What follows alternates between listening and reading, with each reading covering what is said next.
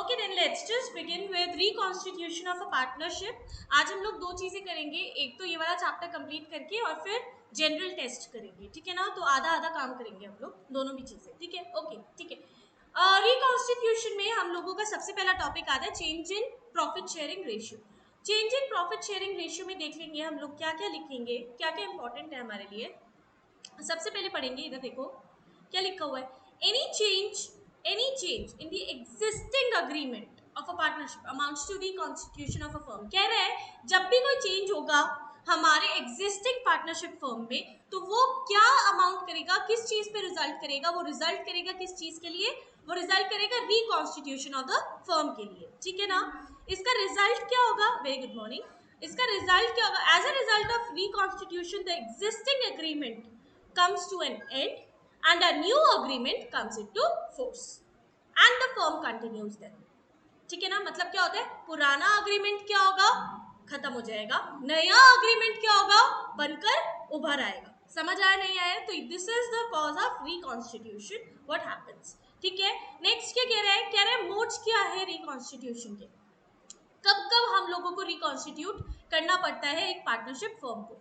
बात समझ आ रही है, कब कब करना पड़ता है। एक तो change in profit sharing ratio, जब भी कोई प्रॉफिट शेयरिंग रेशियो होगा वो चेंज हो रहा होगा इन दी एग्जिस्टिंग पार्टनर्स। मतलब तीन पार्टनर्स है ए बी सी, तीनों के बीच में पहले का रेशियो क्या था 1:1:1, अब क्या हो गया 3:2:1। तो अब क्या होगी, पूरी की पूरी फर्म का रिकॉन्स्टिट्यूशन एस्टैब्लिश होगा। समझ आया नहीं आया, इजी है। नेक्स्ट क्या कह रहे हैं एडमिशन के टाइम पर, जब भी किसी नए पार्टनर का एडमिशन होगा तभी हम लोगों को रिकॉन्स्टिट्यूट उसे करना पड़ेगा। रिटायरमेंट के टाइम पर, डेथ के टाइम पर और amalgamation of two partnership firm के टाइम पर। अमालगमेशन का मतलब क्या हुआ, दो मिक्स हो रही है, या तो वो उसके अंडर आ रही है, एक उसके अंडर आ रही है, या फिर दोनों भी सेम पोजीशन पर आ रही है। बात समझ आई, पार्टनरशिप फर्म, तो तभी तभी हमारी क्या होगी, reconstitution of the firm establish होगी। समझ आया, इजी है, okay great. Next, change in profit sharing ratio, change in profit sharing ratio when one or more partners acquire an interest in the business from another existing partner।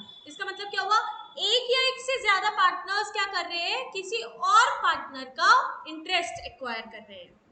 बात समझ आई, क्या कर रहे हैं, एक या एक से ज्यादा पार्टनर्स किसी और पार्टनर का रेशियो एक्वायर कर रहे हैं, उसको क्या बोलेंगे, change in profit sharing ratio. बात समझ आई, इजी है। तो इसी को टिक करना है एग्जाम्स में अगर आएगा तो, इजी है, okay great. Next, a change in profit sharing ratio among the existing partners mean, इसका मतलब क्या हुआ, the reconstitution of the firm without admission, retirement or death। अभी तक कोई भी एडमिशन, रिटायरमेंट और डेथ नहीं हुआ है, उसके बावजूद हमारा क्या हो गया है, रिकॉन्स्टिट्यूशन ऑफ द फर्म हो गया।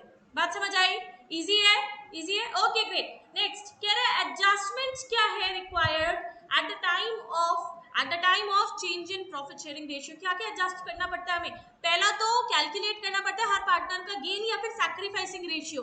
बात समझ आ रही है। नेक्स्ट क्या करना पड़ता है, गुडविल का ट्रीटमेंट करना पड़ता है। Next, treatment of revaluation of assets and liabilities, सारे भी एसेट्स और लायबिलिटीज को रीवैल्यू करना पड़ता है, दोबारा से वैल्यू करना पड़ता है।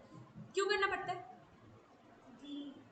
उस पॉइंट ऑफ टाइम में उनकी क्या वैल्यू होगी, उसी के हिसाब से आपका करेक्ट करेक्ट। मतलब क्या बोल रहे हैं, end of the day in लोगों को ये नहीं होना चाहिए कि नहीं यार मैं तो 40,000 का एसेट लेकर आया था, मेरा तो 40,000 बनता है। ये सिंह नहीं नहीं भाई, उस पर डेप्रिसिएशन लग के तेरा 36,000 का रह गया सिर्फ, तो 36,000 रुपए डिमांड कर, 40,000 का एसेट मत डिमांड कर। बात समझ आ रही है नहीं आ रही है, इजी है। तो वही चीज, उसके लिए क्या करना पड़ता है, रीवैल्यू करना पड़ता है एसेट्स और लायबिलिटीज को, और लास्ट में क्या, accumulated profits, reserves and losses को भी ट्रीट करना पड़ता है। इजी है, इजी है, okay. Next, determination of sacrificing and gaining ratio, कैसे कैसे डिटरमाइन करते हैं, देखेंगे ध्यान से। At the time of change in profit sharing ratio, it is important to determine these things because the gaining partner is whom, जिसको मिल रहा है, compensates the sacrificing partner by paying him proportionate amount of goodwill। समझ आया, easy है, okay great. Logic behind this treatment is that, इसको हम लोग लिखेंगे नोटबुक में, लॉजिक क्या है इसका, लिखो जरा। The logic behind this treatment is that increased share of gaining partner in future profits is because of the loss sustained by the sustained by the sacrificing partner. कह रहा है कोई भी हमारा गेनिंग पार्टनर है, कोई भी हमारा गेनिंग पार्टनर है, just hold on for a second. Okay ठीक है, आज वरुण और क्या नाम है उसका, Adarsh, they will not be coming today, ठीक है ना। So they will be starting, they will be resuming I think from Monday. Varun तो मंडे को आएगा, बट मेरे ख्याल से वो 10 डेज के लिए अपने गाँव गए हुए आदर्श। चलो ठीक है, कोई बात नहीं। फिलहाल के लिए अभी जो सिर्फ 7 डेज की वीडियोस है, I am saying this over here also, 7 days की free lectures will be uploaded on YouTube. उसके बाद they will not be uploaded on YouTube. समझ आ रहा है? तो अगर आप लोग एब्सेंट होते हो तो गिव मी प्रायर नोटिस, ठीक है, ताकि मैं उस दिन का आपको गूगल ड्राइव भेज सकूं, ठीक है। Is it clear? Easy? Okay great, ठीक है। Next, tomorrow you have your test, revision test, okay, it will be computer based test, तो ऑनलाइन टेस्ट होगा, you can submit it from your home in the PDF format, okay, is it clear? Okay great, be prepared but, ठीक है, अच्छे से prepare कर लेना, जिसने नहीं पढ़ा है अच्छे से पढ़ लेना पहले, everything that you have already studied in this week, ठीक है। ओके ग्रेट, या सो ये समझ आया आपको लॉजिक बिहाइंड क्या क्या इस ट्रीटमेंट के पीछे लॉजिक क्या है? कह रहे हैं increase share of gaining partner in the future profits, वो जो भी फ्यूचर प्रॉफिट्स लेगा उसमें से जो भी उसका इंक्रीज शेयर है, अब मान लो अभी वो कितना ले रहा है, 1 पार्ट ले रहा है, 1 पार्ट ले रहा है, बेटा ये कम कर दो जरा, ये 1 पार्ट ले रहा है, ठीक है। अभी वो नेक्स्ट टाइम पर क्या लेने वाला है, वो फ्यूचर प्रॉफिट्स में 2 पार्ट्स लेने वाला है, तो इंक्रीज शेयर हुआ ना बाय 1, हुआ कि नहीं हुआ, एक से बढ़ गया उसका शेयर फ्यूचर प्रॉफिट में। It is because of the loss sustained by the sacrificing partner, तो सैक्रिफाइसिंग पार्टनर ने एक पॉइंट अपना गिराया होगा, तभी तो गेनिंग पार्टनर ने एक पॉइंट लिया है। बात समझ आ रही है अच्छे से? वही चीज वो बोल रहा है, इजी है? ओके ग्रेट, नेक्स्ट, ये लिख लिया आपने अच्छे से? अच्छा ये ना टिक करने को आएगा, इसलिए लिखवाया मैंने, ठीक है, ये टिक मार्क करने को आएगा, इसलिए आप लोगों को ये लिखवाया है, ध्यान रखना, ठीक है। लिख लिया, लिख लिया अच्छे से? ओके ग्रेट,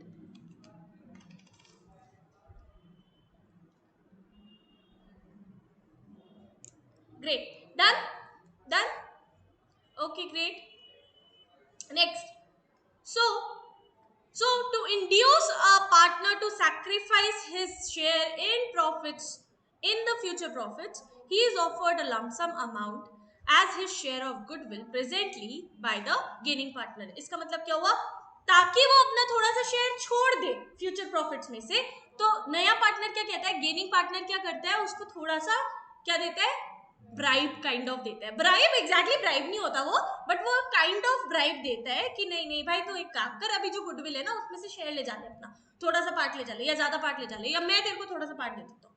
बात समझ आई है नहीं आई है? इजी है, बस वही चीज बोल रहे हैं। अब देखो इधर गेनिंग पार्टनर और सैक्रिफाइसिंग पार्टनर क्या बोल रहे हैं, कह रहे हैं a partner whose share in profit has been increased as a result of change is known as gaining partner.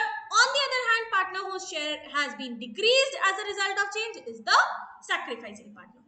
बात समझ आई? जिसका बढ़ गया वो गेनिंग हो गया, जिसका कम हो गया वो सैक्रिफाइसिंग हो गया। लिखो लिखो, प्लीज राइट दीज डाउन, दोनों चीजें लिखोगे।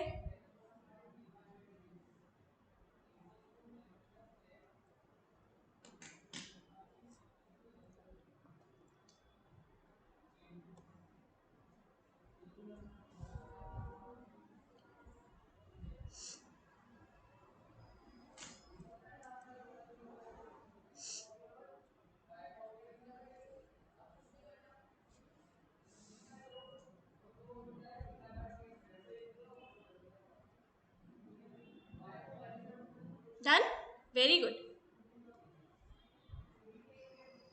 न्यू प्रॉफिट शेयरिंग रेशियो क्या है? New profit sharing ratio is the ratio in which the future profits and losses are shared. समझ आया? फ्यूचर वाली चीज, बस बात खत्म। अगर फ्यूचर वर्ड आएगा और profits and losses sharing ratio आएगा, सीधा सीधा न्यू रेशियो, खत्म बात, खत्म बात। ओके ग्रेट, सैक्रिफाइसिंग पर आ जाते हैं। सैक्रिफाइसिंग रेशियो क्या चीज होती है?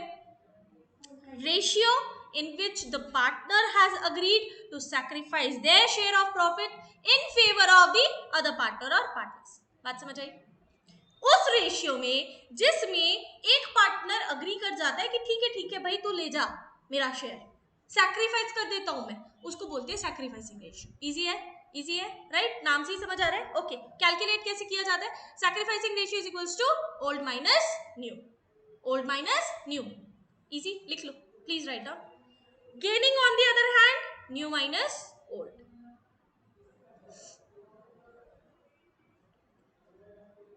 New minus old.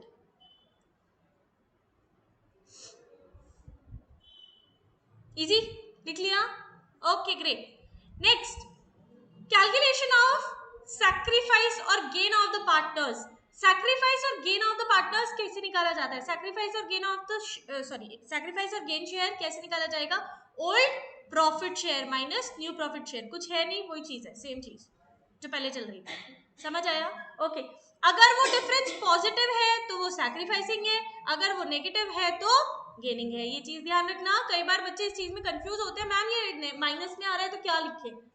ठीक है ना बेटा, बस ऑपोजिट चीज है। अगर आप सैक्रिफाइसिंग निकाल रहे हो और आंसर पॉजिटिव में आया तब तो वो सैक्रिफाइसिंग है, आंसर नेगेटिव में आया तो वो गेनिंग है। सिमिलरली अगर आप गेनिंग निकाल रहे हो, आंसर पॉजिटिव में आया तो वो गेनिंग ही है।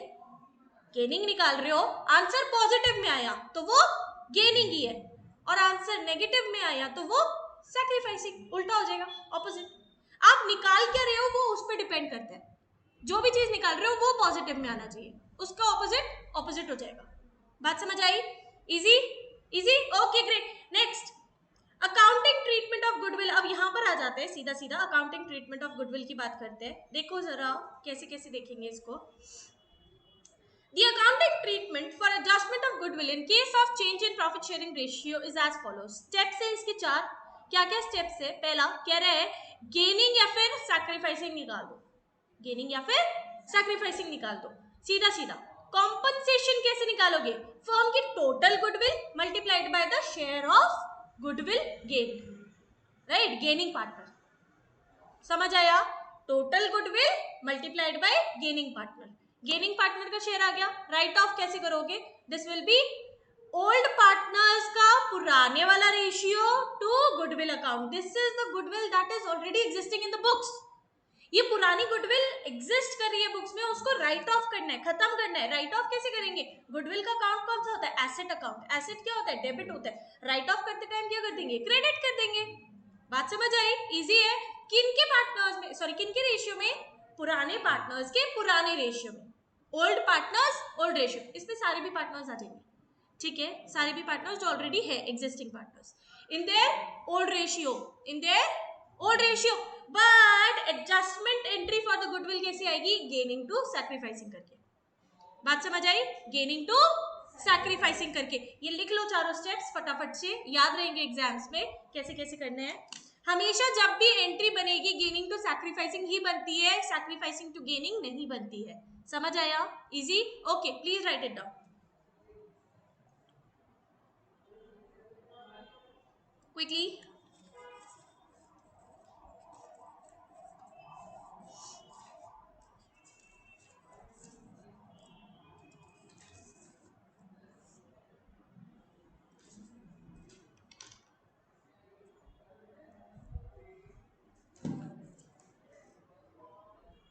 ये चैप्टर भी आज कंप्लीट हो जाएगा हम लोगों का।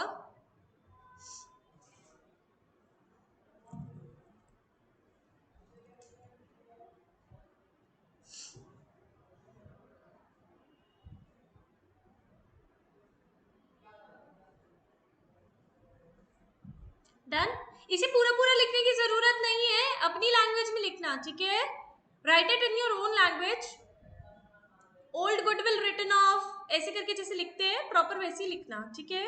Okay, please write down.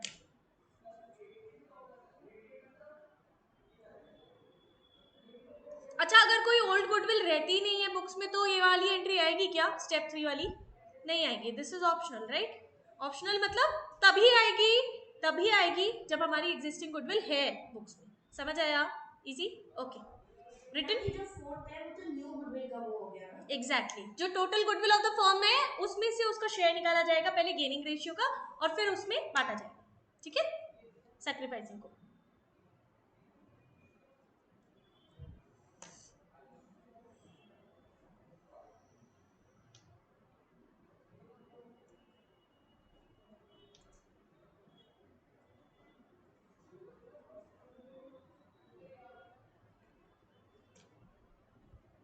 we written this? ठीक है, next we are moving on to should I scroll? Okay, great. Next we are moving on to revaluation and reassessment of assets and liabilities. Revaluation हमेशा ध्यान रखना assets का होता है, reassessment हमेशा liabilities का होता है, ये चीज हमेशा ध्यान रखेंगे, ठीक है ना? Okay, great. Next देखेंगे जरा कैसे कैसे होता है. सबसे पहले जब रिवाइज्ड वैल्यूज को रिकॉर्ड करना होता है हमें बुक्स ऑफ अकाउंट्स में, तो सीधा सीधा रिवैल्यूएशन अकाउंट बनेगा. रिवैल्यूएशन में क्या क्या लिखा जाएगा ध्यान देंगे. डेबिट साइड पे, एक्सक्यूज मी, डेबिट साइड पे सारे भी हमारे लॉसेज आएंगे, एक्सपेंसेस आएंगे. लॉसेज एंड एक्सपेंसेस, एक्सपेंसेस क्यों लिखवा रही हूं मैं, वैसे एक्सपेंसेस आते नहीं है यहाँ पर. लॉसेज आता है, losses in the sense decrease in assets. Losses in the sense, let me just right this down, decrease in assets. तो डिक्रीज इन एसेट्स भी तो हमारा क्या है, लॉस ही तो है एक टाइप का. बैठे बिठाए एसेट पे डिक्रीमेंट लग गया, दैट इज डेप्रिसिएशन. अगर डेप्रिसिएशन लग गया तो वो भी तो एक टाइप का लॉस ही है. बात समझ आ रही है अच्छे से? ओके, वही चीज बोल रहे हैं. और क्या कह रहे हैं, इंक्रीज इन लायबिलिटीज. बस डेबिट साइड पे ये दोनों चीजें आएंगी. यहां पर क्या आएगा, इंक्रीज इन, इसी का उल्टा, increase in assets and decrease in liabilities. बात समझ आ रही है? बात समझ आ रही है अच्छे से? ठीक है, लिख लो बस यही दोनों चीजें लिख लो जो मैंने बताई अभी. अच्छा, इसी के साथ साथ अनरिकॉर्डेड लायबिलिटीज भी यही आएंगी और अनरिकॉर्डेड एसेट्स भी यही आएंगे. ठीक है, ये दोनों भी लिख लेना. लिखो जरा फटाफट.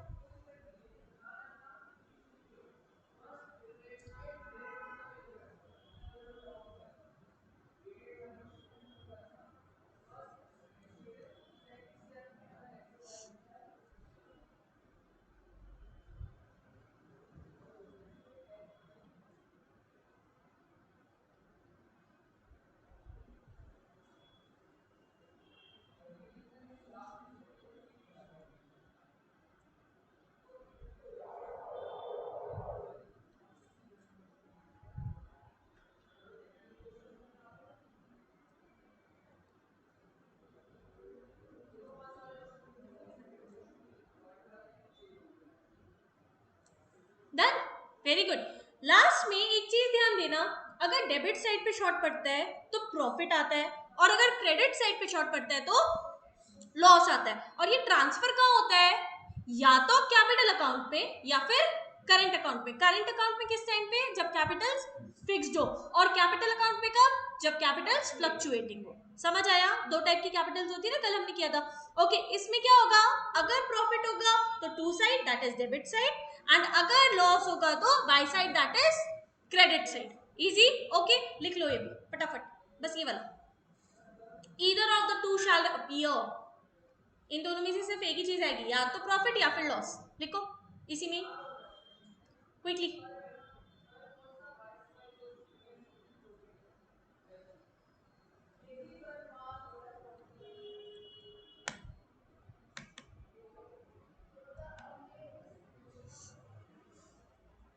ओके, ये सब तो हो गई तब की बात जब हमें एक्चुअली रिवाइज वैल्यूज को कहाँ रिकॉर्ड करना है, हमारी बुक्स ऑफ अकाउंट्स में लिखना है, बैलेंस शीट में दिखानी है रिवाइज वैल्यू. ये तो तब की बात हो गई. अब हमें रिवाइज वैल्यू दिखानी ही नहीं है. कह रहे हैं when the revised value of the assets and liabilities are not to be recorded in the books of accounts. क्या करेंगे, adjustments of profits and losses on the revaluation are done through the capital accounts only. बात समझ आई? सारा भी adjustment किसके साथ होगा, सिर्फ और सिर्फ उसके कैपिटल अकाउंट्स में. If the partners decide to record the net effect of the revaluation without affecting the old amount of assets and liabilities, क्या करना है उन्हें, उन्हें सीधा सीधा नेट इफेक्ट लिखना है. उन्हें कोई भी एसेट्स और लायबिलिटीज, अगर एसेट्स 4,000 की या 40,000 की पड़ी थी तो वो कह रहे हैं वो 36,000 की नहीं लिखेंगे, लिखेंगे 40,000 की, लेकिन जो भी नेट इफेक्ट है 4,000 का वो हम लोग कहाँ से करेंगे, अपने कैपिटल अकाउंट से एडजस्ट करेंगे. बात समझ आई है? एडजस्ट जरूर करेंगे लेकिन नेट इफेक्ट दिखाएंगे कहाँ, कैपिटल अकाउंट में, कोई भी रिवैल्यूएशन नहीं दिखाएंगे. बात समझ आई? A single adjusting entry of the gaining partners and the sacrificing partners is passed. Single adjusting entry को पास ऑन करोगे कैसे, क्या प्रॉफिट होगा तो gaining to sacrificing, and loss होगा तो सैक्रिफाइसिंग टू गेनिंग। सिर्फ इस जगह पर उल्टी एंट्री आती है, सिर्फ लॉस के टाइम पर, सिर्फ और सिर्फ लॉस के टाइम पर। ये चीज हमेशा ध्यान रखना, सिर्फ और सिर्फ लॉस के टाइम पर उल्टी एंट्री आती है, बाकी कहीं भी उल्टी एंट्री नहीं आती है। हमेशा गेनिंग टू सैक्रिफाइसिंग ही होता है। इजी है, इजी है, लिख लो फटाफट, राइट डाउन प्लीज। पहले टॉपिक लिखोगे when revised values are not to be recorded, सीधा सीधा जर्नल एंट्रीज दो लिखी जाएंगी, या तो प्रॉफिट ऑन रिवैल्यूएशन या फिर लॉस ऑन रिवैल्यूएशन।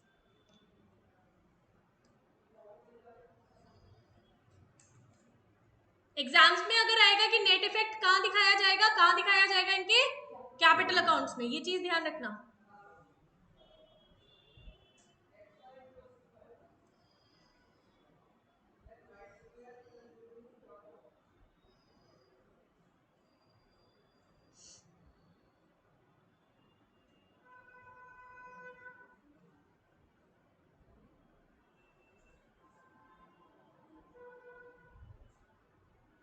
डन। कैसा? देखो सैक्रिफाइसिंग टू गेनिंग तब हो रहा है जब लॉस हो रहा है, प्रॉफिट के टाइम पर तो गेनिंग वाला क्या बोल रहा है, भाई तू ही ले जा लेना, मेरे को क्या करना है, तू तो नेक्स्ट वाले में प्रॉफिट लेगा भी नहीं ना फ्यूचर में। बट लॉस के टाइम पर तो सैक्रिफाइसिंग वाले को ही देना पड़ेगा ना सारा भी, समझ आया? लॉस के टाइम पर तो उसी का ही काम है, वो ही देगा, वो ही सैक्रिफाइस कर रहा है सारा। इजी,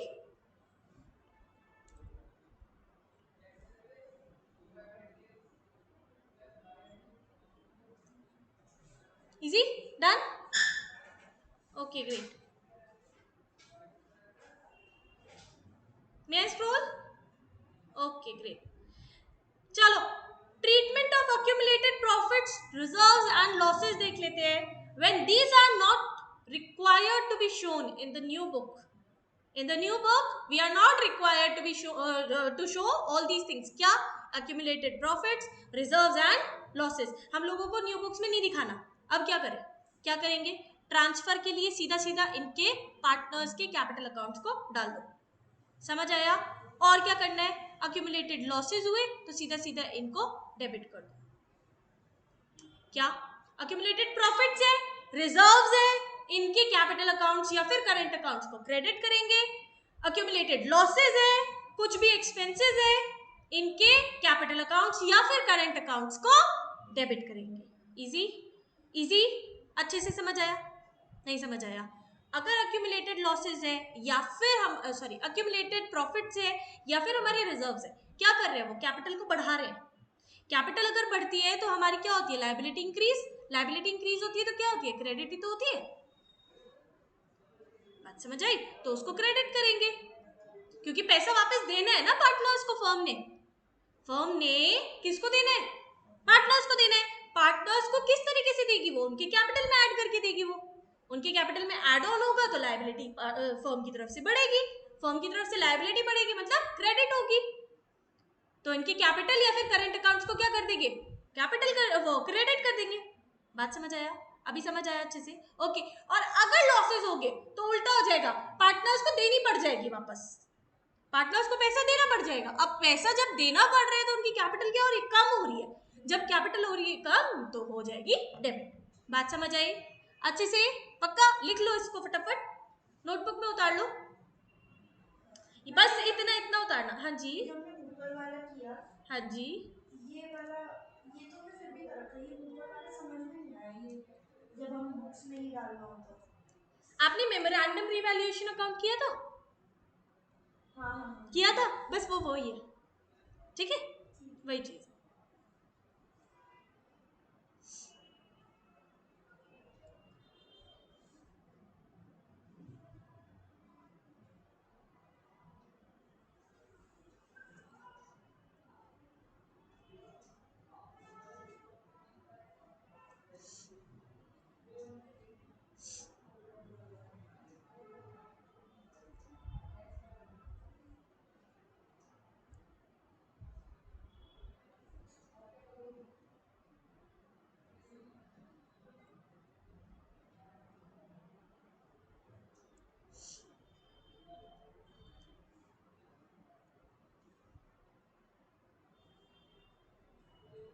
अच्छा एक चीज और देखना, अगर इन्वेस्टमेंट फ्लक्चुएशन फंड है या वर्कमैन कॉम्पनसेशन फंड है तो you do not need to transfer it, ठीक है, सिर्फ रिजर्व का वर्ड आना चाहिए तभी आप उसको ट्रांसफर करोगे। आई थिंक ये आपको 12th में पता लगा होगा कि कब ट्रांसफर करते हैं, ठीक है ना, तो आप लोग इसको नहीं करोगे, ठीक है। Okay, now it is written that we have to show this in the books of the firm, new firm के बुक्स में इसको शो करना है। आप कैसे शो करेंगे, सीधा सीधा वही वाली एंट्री जैसे पहले किया था, क्या, गेनिंग टू सैक्रिफाइसिंग, और अगर लॉस हुआ तो sacrificing to gaining, correct correct लिखो। नेट इफेक्ट को पास ऑन करेंगे, सिर्फ नेट इफेक्ट आएगा बेटा, यहाँ पर टोटल अमाउंट नहीं आएगी, नेट इफेक्ट आएगा, ठीक है।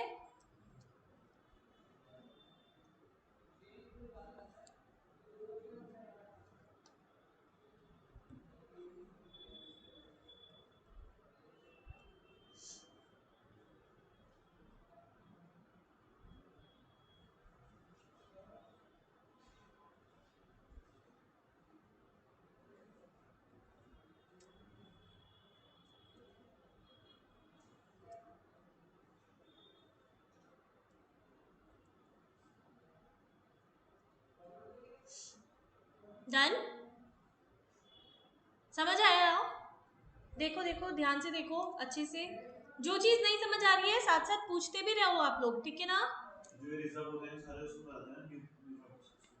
किसमें, न्यू प्रॉफिट रेशियो में नहीं, सारा भी चीजें ये ओल्ड वाली चल रही है फिलहाल, हाँ ये सारी ओल्ड वाली चल रही है अभी, ठीक है ना।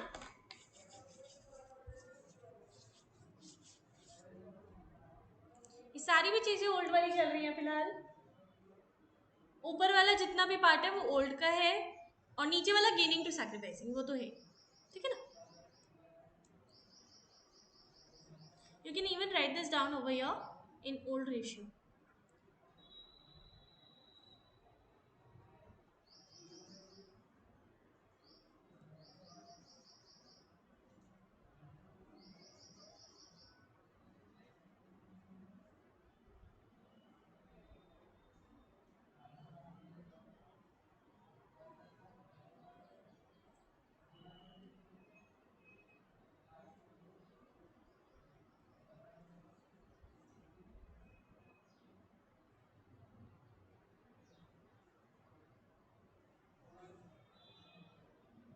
Done? Okay. Okay, we are just moving on to the last thing, that is last topic. क्या बोल रहा है, कह रहा है रिकॉन्स्टिट्यूशन का प्रिपरेशन क्या होगा, बैलेंस शीट का, बैलेंस शीट का प्रिपरेशन कैसे होगा, reconstitution of the firm result in the change in the capital accounts of the partners, सबसे पहला चेंज कैपिटल अकाउंट्स में ही आएगा पार्टनर्स के, राइट, आगे क्या, value of assets and the amounts of liabilities, इसमें भी चेंज आने वाला है अगर दिखा रहे हैं तो, अगर नहीं दिखा रहे हैं तो फिर तो वैसी की वैसी रहेंगे, राइट, बस कैपिटल अकाउंट्स चेंज होंगे।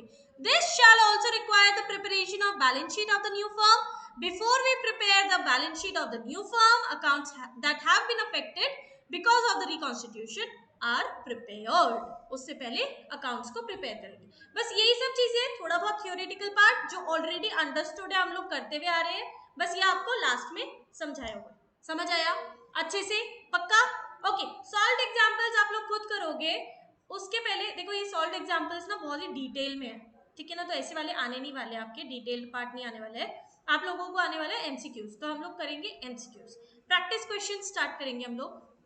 चलो फर्स्ट वाले से बताएंगे हम लोग, क्या, in case of change in their profit sharing ratio, जब प्रॉफिट शेयरिंग रेशियो चेंज होता है और क्वेश्चन साइलेंट है, अक्यूमुलेटेड प्रॉफिट और लॉसेस को क्या करना है, question is silent, question is silent, सीधा सीधा डिस्ट्रीब्यूट कर दो, खत्म बात, समझ आया, क्वेश्चन कुछ नहीं कह रहा भैया, डिस्ट्रीब्यूट कर दो, अक्यूमुलेटेड प्रॉफिट्स और लॉसेस है, अक्यूमुलेटेड मतलब पुराने आ रहे हैं अभी तक, ठीक है ना, डिस्ट्रीब्यूट कर दो, अब आगे नहीं लेके जाना उसको। Next, revaluation account is prepared dash, next, in case of change in profit sharing ratio, when the revised values are not to be recorded, the steps to be followed are, यही है या नहीं है, आप लोग बताओगे, pass a single adjustment entry to find the share of sacrificing or the gaining partners, calculate net effect or proportional amount of net effect of the revaluation, 1 2 3 4 2 3 4 1 etc etc जो भी है बताओ फटाफट से, क्या आएगा इसका आंसर,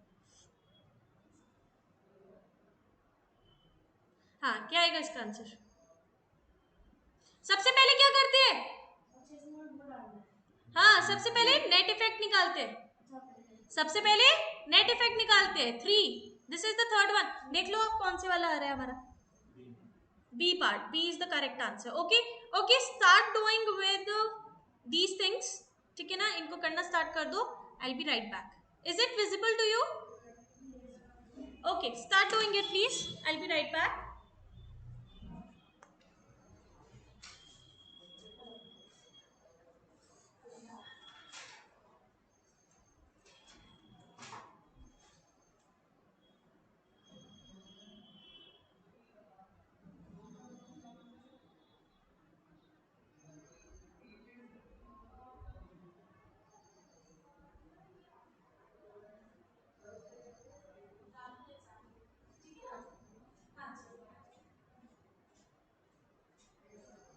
हाँ हाँ हाँ।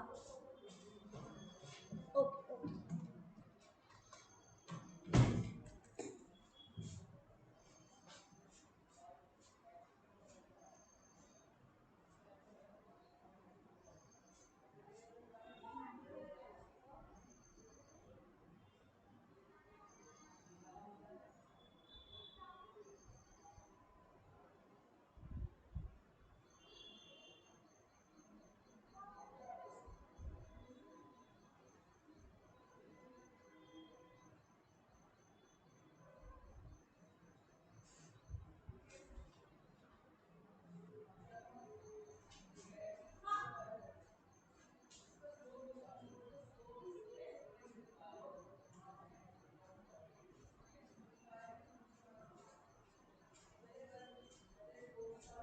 Okay done.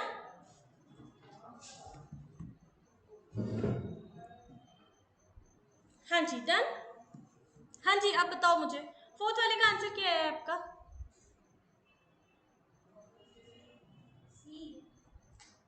हाँ जी, फोर्थ वाले का answer is C, correct. Next, fifth, A is the correct answer. Next. अच्छा, ये तो क्वेश्चन ही नहीं पूरा है ना। हाँ, बस इसके बाद जनरल टेस्ट करते हैं, ठीक है ना। हाँ जी,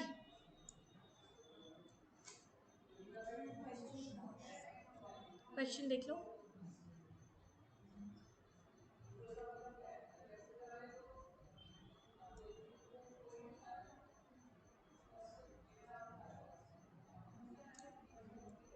हाँ, ए, इसका आंसर सी आ रहा है। ओके वेट, इसका आंसर सी आ रहा है। राइट ऑफ करना है ना। राइट ऑफ किए? हाँ, तो राइट ऑफ करना है बेटा आपने, ठीक है। मैम एक बार आप new profit sharing ratio calculate करना सिखा दें, क्योंकि बहुत सारे तरीके होते हैं ना। क्या हुआ क्या हुआ, कौन से वाले में सिखाना है? मतलब जैसे जब हमें कुछ दे नहीं रखा होता तब कैसे करते हैं, जब हमें माइनस करके निकालना। अच्छा वो वाला, वो तो देखो मैं बताती हूँ आपको सिंपली। ओके, उसके लिए ना अलग से मैं वीडियो बना दूंगी आप लोगों के लिए, ठीक है ना। वो अलग से आपका आ जाएगा, क्योंकि वो बहुत बड़ा टॉपिक हो जाएगा अगर मैं समझाने लगूंगी, ठीक है ना। तो वो मैं अलग से वीडियो बना दूंगी आप लोगों के लिए, उसको आप देख लेना बाद में यूट्यूब पे, ठीक है। अभी फिलहाल के लिए आपको इतना समझना है, अगर कोई चीज नहीं आ रही है उसको छोड़कर आगे का करो फिलहाल के लिए। This is extremely important point कि जो चीज नहीं आएगी उसके आपकी नेगेटिव मार्किंग नहीं है, unless and until you attempt it. Attempt करते हो और गलत हो जाता है तो नेगेटिव मार्किंग है, बट आप अटेम्प्ट ही नहीं करते हो और छोड़कर आ जाते हो एक पॉइंट, तो उसके नहीं कटेंगे, कोई भी मार्क्स नहीं कट रहे हैं उसके, जीरो आ रहे हैं आपके। समझ आ रहा है नहीं आ रहा है? माइनस से तो अच्छा ही है ना जीरो, समझ आ रहा है, बट वैसे भी अच्छा नहीं है, हमें तो पॉजिटिव मार्क्स लेकर आने हैं हमेशा, ठीक है ना। +5 चाहिए हमें हर किसी को। हाँ जी, नहीं आपको क्या करना पड़ता है, रिमेनिंग शेयर निकालना पड़ता है। रिमेनिंग शेयर, हाँ रिमेनिंग शेयर निकालना पड़ता है, वो 1 माइनस करके फिर जो नया वाला पार्टनर लेकर आ रहा है उसको करना पड़ता है, फिर उसमें से रिमेनिंग शेयर करके फिर तीनों का निकालना पड़ता है जो बाकी बचे है ना, उन सब का। तो वो मैं आपको सिखाऊंगी बाद में, अभी के लिए बस इतना ही काफी है। This I will be just sharing with you, ठीक है ना। ये पूरी पीडीएफ में शेयर कर दूंगी, मैंने करी है वैसे, ये वाली नहीं की, जनरल टेस्ट ही की है, ठीक है ठीक है। तो मैं आज ये वाली भी कर दूंगी इसको, शाम तक की कर देती हूँ ये वाली, ठीक है ना। ये एक्चुअली बहुत बड़ी बड़ी फाइल्स है तो ये जीमेल पर ही जाती है, ये उस पर नहीं जाएगी आपकी, ठीक है ना। ठीक है, ओके देन इसको आज यहीं पर ही क्लोज करते हैं हम लोग। अभी जनरल टेस्ट करते हैं फॉर 20 मिनट्स, ठीक है। Okay then, thank you so much, इसको कंप्लीट कर